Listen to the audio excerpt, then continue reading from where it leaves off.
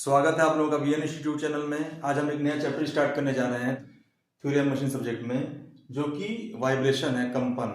देखिए, कंपन स्टार्ट करने से पहले हम थोड़ा सा बैक जाते हैं बैलेंसिंग पे। किसी मशीन में दो तरह के पार्ट होते हैं, रोटरी पार्ट और रेसिप्रोकेटिंग पार्ट। देखिए, रोटरी पार्ट में अगर किसी भी बॉडी का सेंटर ऑफ ग्रेविटी उसके एक्सिस ऑफ रोटेशन पे नहीं होता है तो वो अनबैलेंस्ड होता है, उस पे एक एक्स्ट्रा फोर्स वर्क करने लग जाता है। अनबैलेंस की वजह से जो एक्स्ट्रा फोर्स उस पे लगता है, इसकी वजह से उसमें वाइब्रेशन उत्पन्न होता है। तो ये जो वाइब्रेशन शब्द इसमें आया है, इसी वाइब्रेशन को अपने को आगे यहाँ पे पढ़ना है। देखिए, वाइब्रेशन क्या होता है। वाइब्रेशन स्टार्ट करने से पहले हम एक फिगर यहाँ पे बनाते हैं। मान लीजिए कि कोई बीम है, इस तरह से कोई फ्लेक्सिबल बीम है या कोई इलास्टिक बीम है, ओ ए बीम है। तो इस फिगर के लिए हम वाइब्रेशन समझेंगे।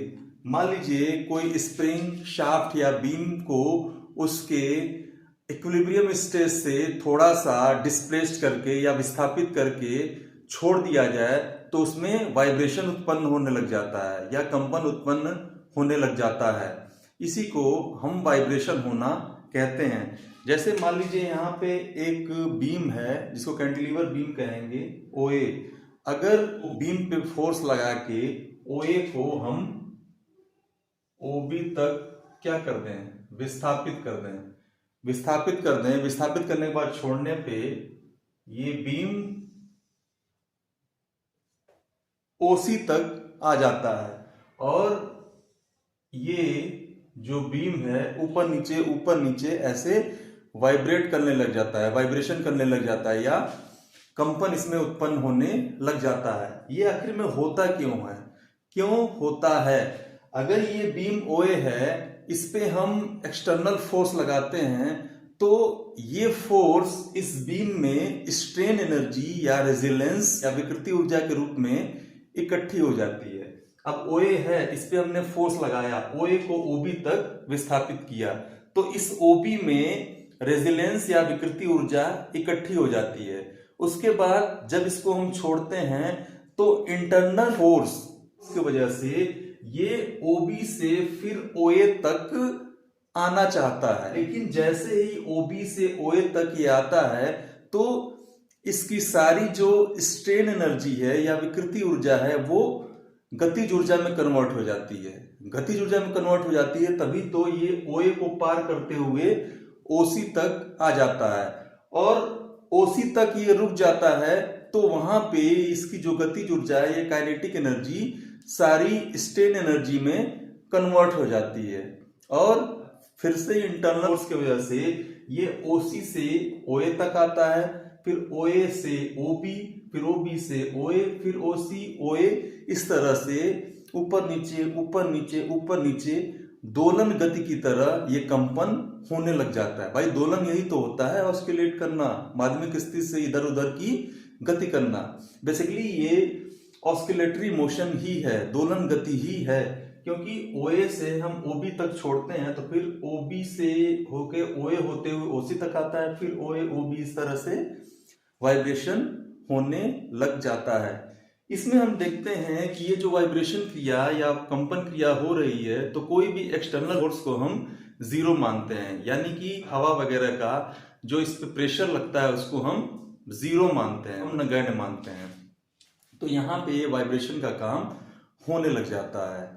ठीक है, मैं फिर से समराइज कर देता हूं कि कोई भी स्प्रिंग, बीम या कोई भी इलास्टिक बॉडी जिसको उसके इक्विलिब्रियम स्टेज से थोड़ा डिस्प्लेस्ड करके या विस्थापित करके छोड़ दिया जाए तो उसमें वाइब्रेशन होने लग जाता है।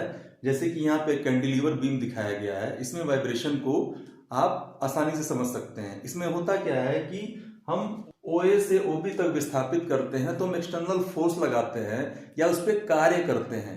ये कार्य आप पहले ही पढ़ चुके हैं स्ट्रेन एनर्जी वाले चैप्टर में, मॉस में, कि ये जो कार्य करते हैं वो स्ट्रेन एनर्जी के रूप में इसमें स्टोर हो जाती है। फिर जब ओबी तक ये आता है, ओए से ओबी तक, फिर इंटरनल फोर्स की वजह से फिर ओबी से फिर ये ओए तक आता है। फिर OA को क्रॉस करते हुए OC तक जाता है। जब OB से OA तक आता है तो जितनी भी स्ट्रेन एनर्जी इसमें इकट्ठी हुई रहती है वो सारी काइनेटिक एनर्जी में कन्वर्ट हो जाती है। स्ट्रेन एनर्जी ये काइनेटिक एनर्जी में कन्वर्ट हो जाती है और OA को पार करते हुए OC तक पहुंचती है, और जब OC तक पहुंच के रुकती है तो सारी जो काइनेटिक एनर्जी है, काइनेटिक एनर्जी वो फिर से स्ट्रेन एनर्जी में कन्वर्ट हो जाती है, स्ट्रेन एनर्जी में कन्वर्ट हो जाती है। फिर यहां पे पहुंचने के बाद OC तक इंटरनल रेजिस्टेंस की वजह से फिर ये OC से OA तक आ जाता है और फिर से यहाँ पे सारी स्ट्रेन एनर्जी काइनेटिक एनर्जी के रूप में कन्वर्ट होके फिर OA से OB तक पहुंचता है, फिर OA तक आता है, फिर OC तक, फिर OA तक, फिर OB से, इस तरह से ये वाइब्रेशन की क्रिया होने लग जाती है। तो vibration OA to OB to फिर से OA, फिर OC, फिर OA, ये यहां तक ये बीम ऐसे मूवमेंट करने लग जाता है। OA से OB, फिर OA, फिर OC, फिर OA। इसको कहते हैं वन साइकिल। इसको क्या कहते हैं? One cycle. मीन्स ये वाइब्रेशन का, इस बीम के वाइब्रेशन का पूरा एक चक्र है, एक साइकिल है।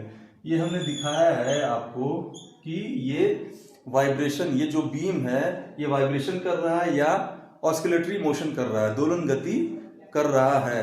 अगर आपको कोई डाउट हो वाइब्रेशन समझने में तो कमेंट बॉक्स में जरूर पूछ लीजिएगा और अपने मित्रों में भी ये शेयर करिएगा। और नए वीडियो पाने के लिए चैनल को सब्सक्राइब कर लीजिएगा। आगे हम पढ़ेंगे टाइप ऑफ वाइब्रेशन वगैरह। Thank you very much.